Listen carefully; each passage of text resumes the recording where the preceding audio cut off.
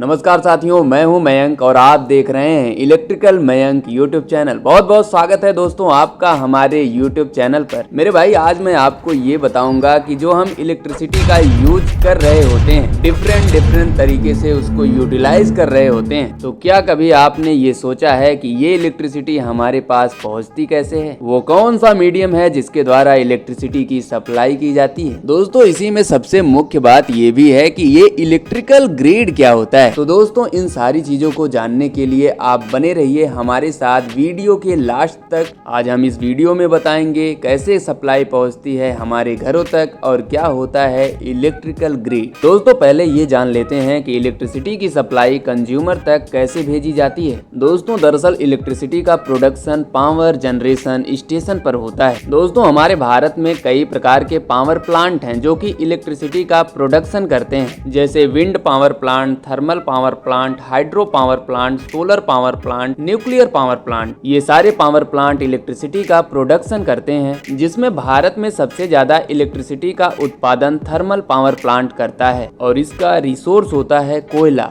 और दोस्तों, इन्हीं पावर प्लांट को पावर जनरेशन स्टेशन भी कहते हैं, क्योंकि यहीं पर इलेक्ट्रिसिटी का प्रोडक्शन होता है, यहीं पर इलेक्ट्रिसिटी का जनरेशन होता है। दोस्तों, इलेक्ट्रिसिटी का प्रोडक्शन लगभग 11 kV पर किया जाता है। इसके बाद इसका ट्रांसमिशन लगभग 132 kV या फिर 400 kV पर किया जाता है। इसके बाद इलेक्ट्रिसिटी के डिस्ट्रीब्यूशन का प्रोसेस आता है, जो कि लगभग 66 kV, 11 kV, 0.4 kV पर होता है। दोस्तों, दरअसल इसमें प्राइमरी ट्रांसमिशन, सेकेंडरी ट्रांसमिशन तथा प्राइमरी डिस्ट्रीब्यूशन, सेकेंडरी डिस्ट्रीब्यूशन भी होता है। दोस्तों, ये जो मैंने वोल्टेज में उतार चढ़ाव बताए हैं, ये किया जाता है ट्रांसफार्मर की मदद से, जिसे हम स्टेप अप करते हैं और स्टेप डाउन करते हैं। दोस्तों, इलेक्ट्रिसिटी के डिस्ट्रीब्यूशन सब स्टेशन पर पहुंचने के बाद यहाँ से इलेक्ट्रिसिटी को कंज्यूमर्स के पास डिस्ट्रीब्यूट किया जाता है डिफरेंट एरियाज में। दोस्तों, ये पूरा प्रोसेस जो होता है, इसे हम पावर सिस्टम कहते हैं। दोस्तों, इस पूरे पावर सिस्टम में जनरेटिंग एंड से पावर के जनरेशन से लेकर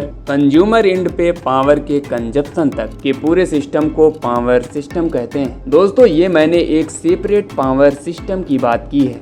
दोस्तों, ये तो रहा हमारे घरों तक या फिर कंज्यूमर तक बिजली पहुंचती कैसे है, जिसमें मैंने एक सेपरेट पावर सिस्टम की बात की और उसी के माध्यम से आपको बताया। दोस्तों, अब बात आती है इलेक्ट्रिकल ग्रिड की। तो दोस्तों, इसी प्रकार अगर मैं बात करूं इलेक्ट्रिकल ग्रिड की, तो दोस्तों इलेक्ट्रिकल ग्रिड कुछ नहीं, एक प्रकार का इलेक्ट्रिकल नेटवर्क जो कि बहुत बड़ा है। जी हाँ दोस्तों, इसमें क्या है कि एक पार्टिकुलर पावर सिस्टम ना होकर मल्टीपल पावर सिस्टम जो कि आइसोलेट ना होकर आपस में इंटरकनेक्ट हुए होते हैं, जिसमें मल्टीपल पावर प्लांट होते हैं, मल्टीपल ट्रांसमिशन लाइन होती है तथा मल्टीपल डिस्ट्रीब्यूशन स्टेशन होते हैं, और ये सारी चीजें मिलकर एक इलेक्ट्रिकल नेटवर्क बनाती हैं, जिसे हम इलेक्ट्रिकल ग्रिड कहते हैं। यही नहीं दोस्तों, इसमें समय के साथ साथ मल्टीपल पावर सिस्टम ऐड भी होते जाते हैं। दोस्तों, ये सारी चीजें जानकर आपके मन में एक सवाल उठ रहा होगा कि जब किसी सेपरेट पावर सिस्टम के जरिए इलेक्ट्रिसिटी की सप्लाई कंज्यूमर तक पहुंचाई जा सकती है, तो फिर इन्हें आपस में इंटरकनेक्ट करने की आवश्यकता ही क्यों पड़ी, इलेक्ट्रिकल ग्रिड बनाने की आवश्यकता ही क्यों पड़ी? तो दोस्तों, इसका सिंपल सा मतलब ये है कि भारत के किसी भी पावर प्लांट के द्वारा प्रोड्यूस की गई इलेक्ट्रिसिटी को भारत के किसी भी कोने में भेजा जा सके रिक्वायरमेंट के अनुसार। दोस्तों, इसका सिंपल सा मतलब आप ये समझ लीजिए कि जैसे किसी भी पार्टिकुलर एरिया में पावर का डिमांड एकाएक बढ़ गया और उस एरिया में जो भी पावर प्लांट इलेक्ट्रिसिटी की सप्लाई दे रहा था, वो इस बढ़े हुए डिमांड को फुलफिल नहीं कर पा रहा है। तो इलेक्ट्रिसिटी को फुलफिल करने के लिए किसी दूसरे पावर प्लांट की इलेक्ट्रिसिटी की सप्लाई उस एरिया में भेजी जा सके, इसीलिए इलेक्ट्रिकल ग्रिड बनाया गया है। दोस्तों, इलेक्ट्रिकल ग्रिड बनाने का उद्देश्य ये भी है कि किसी भी प्रकार से इलेक्ट्रिकल सप्लाई बाधित ना हो,